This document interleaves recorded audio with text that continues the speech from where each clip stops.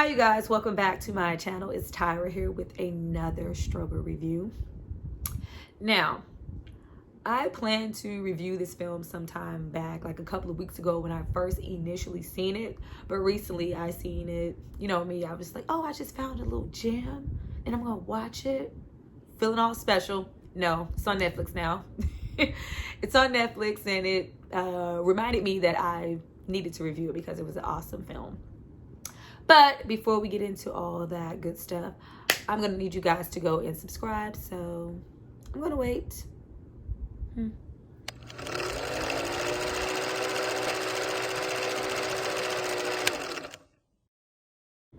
So now that you guys have subscribed to see more of me, let's get into this film.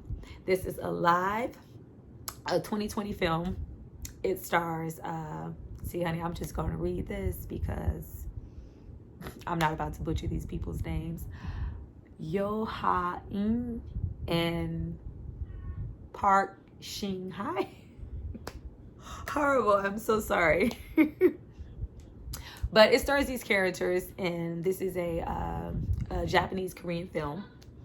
Just to give you some insight on how good this film is, when I watched it, my silly self, I did not realize that it was a certain part of this because, you know, I watched it on a bootleg app. But that's okay. There was a certain area on the app where I could put these subtitles at the bottom of the screen. But I watched damn near the entire movie in this language that I do not understand. But I was still very invested. I was still very interested in these characters. I didn't need to know what they were saying because the story was so good. What was depicted on screen was so good that I could understand what was going on without understanding any of the words. But the story is about a young guy who's a gamer, you know, video game, sits in front all day, don't do nothing, playing a video game. He just happens to be doing his everyday routine. There's no one else at home, so you kind of see that he's probably a slacker. And a zombie apocalypse breaks out. And he's just trying to figure out what he's going to do because he is alone. There's a billion different scenarios of what can we do when it's multiple people, and you got family there, you got friends there, you got just people you may have run into there who are in the same scenario, and it's a group of you. What do you do when you're alone? This is actually adapted from a book called Alone. But we are on this ride with him when he tries to make all of these decisions that he has to make by himself. We get so many movies where a zombie apocalypse breaks out and, oh my God, what are we, Shaun of the Dead-esque. We're going to do this, this, this, and this. Like, no, I'm alone. I don't know what to do if I'm by myself. But this movie reminded me a lot of Train to Busan. If you have not seen Train to Busan, please go watch it. Great film. I love horror films. I love zombie apocalypse film, even though they have gotten watered down so much to the aspect that we get like parodies like a Zombieland and Zombieland 2, even though those are great too. But it's run of the mill. We know what to expect as far as the characters. There isn't always a lot of development. And since, Night of the Living Dead or Dawn of the Dead, as we get more and more, off into the decades, we get less and less into the characters where it's just zombies running around, ripping off people's flesh. Not here. Just like, Train to Busan, we're very invested in those characters. I was very invested and wanted to see what happened to, the dad and the daughter because we got so much backstory on them as well as the supporting characters. Same thing we get here. We get, not a lot is said as far as the backstory, but we get what we need through flashbacks and hallucinations of where this person is in a state of mind to long for who's not there with him. And we see everything we need to see in the little time that we get to spend with this character before the spit hits the fan. But okay. The flesh of the zombies was very great. I love the fleshy tones of the zombies. I'm really trying to not do spoilers. I love the look of them. I love the speed of the zombies. There's a lot between, you know, very slow, stoic, Night of the Living Dead, just knock them over and we can get past some zombies, versus World War Z zombies who are coming at you 100 miles an hour. We got somewhere in the middle of there, which was awesome. I also like the fact that these zombies seemed to be a little smart. They weren't just, you know, lifeless flesh just zooming around. They could think, from what I could see. It wasn't, you know, just, oh yeah, we were just gonna jump at the first thing that moves. There was a little bit of that, but there was a little thought process behind these zombies and certain functions that the zombies have.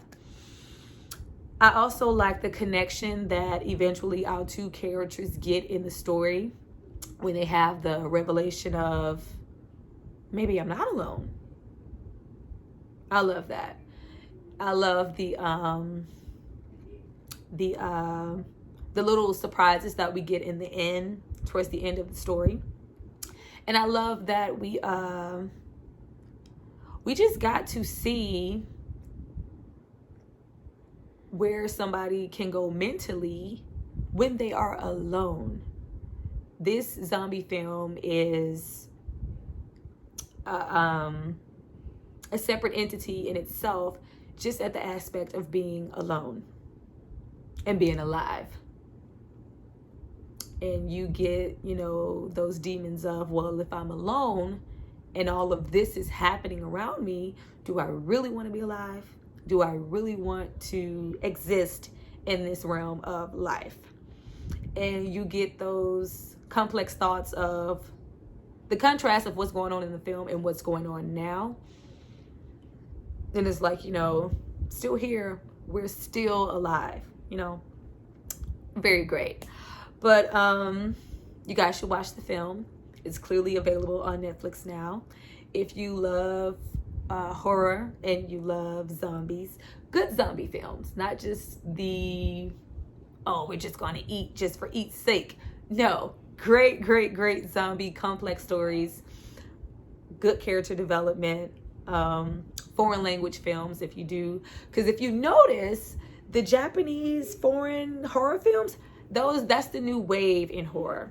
We're not getting so much of what we need. We are getting some awesome things here from, you know, our very own horror genres. But over there, they come with something totally different. It's always something very complex and interesting. It's always interesting to see their take on certain things and what they do to flip things and genres that we've been, you know, kind of recycling over the years, because it's like Hollywood can't think of a new idea to save their life.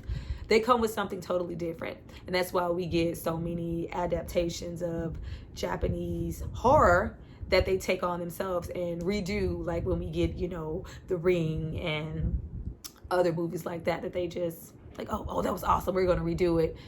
Probably not redo it as great, but yeah, we're gonna remake it. That's why we get so many Japanese horror remakes, because it's rooted there.